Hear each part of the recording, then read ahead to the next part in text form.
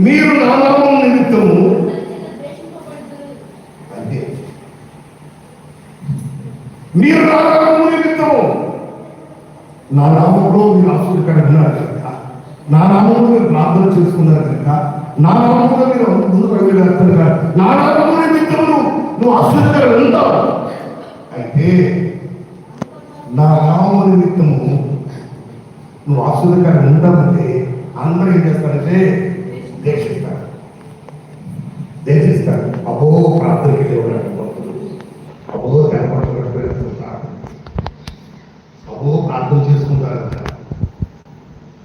దాన్ని అసూయపడతారు, దాన్ని లోపల ఉన్నది ఒకటి కక్ష. యేసుప్రభు చెప్పిన మాటలు అందరూ దేశిస్తారు. దేవుడికి మహిమ కలుగుతుంది. ఎవరు దేశిస్తారు?